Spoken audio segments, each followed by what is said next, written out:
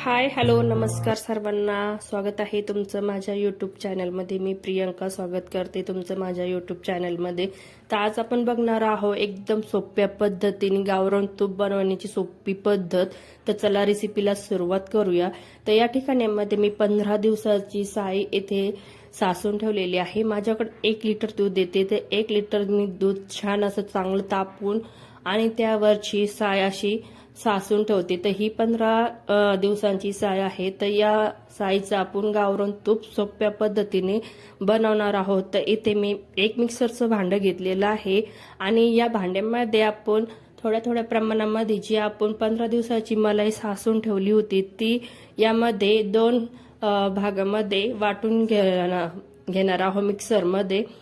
तर तुम्ही बघू शकता एकदम छान अशी मलाई छान इथे सासून तयार आहे।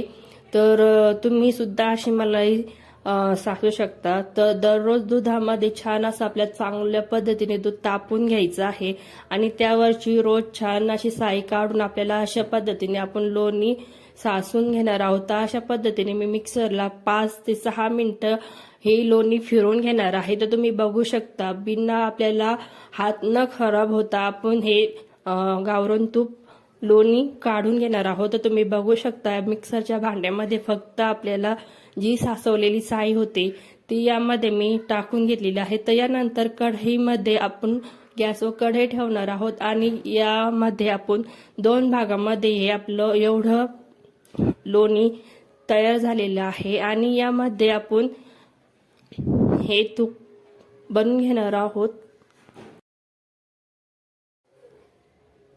तर आपल्याला छान असे 2 मिक्सरची छोटी भांडी आपलं लोणी इथे निघलेलं होतं त्यामध्ये आपण हे गावरान तूप बनवून घेणार आहोत। तर तूप अनेक पदार्थांना उपयोगी येतं।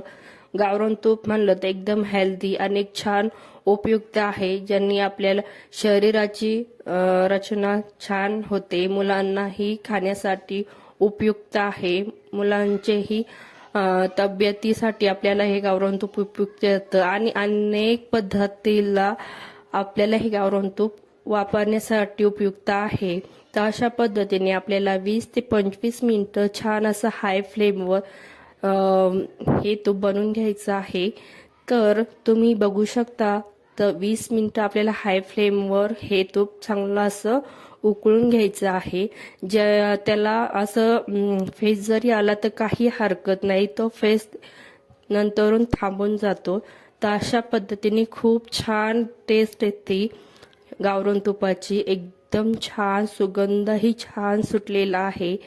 तर तुम्ही बघू शकता 20 मिनिटांनंतर हाय फ्लेम वापरून हे तूप करून घेतल्यावर मीडियम याच्यावर आपल्याला गॅस करून घ्यायचा आहे आणि आपल्याला हे तूप अशा पद्धतीने तयार झाल्यावर आपल्याला 10 मिनिटे गार करून घ्यायचं आहे। तर आपण हे गॅस बंद करूया आणि 10 मिनिटे आपण हे तूप गार होऊन मग आपण हे चाळून घेणार आहोत। तर तुम्ही बघू शकता 10 मिनिटे इथे मी तूप इथे गार करून घेतलेलं आहे आणि यानंतर आपण एक वाटी घेऊया आणि चाळणीच्या सहाय्याने हे तूप छान असं गाळून घेऊया। तर तुम्ही बघू शकता खूप छान हे आपलं गावरान तूप इथे तयार झालेलं आहे।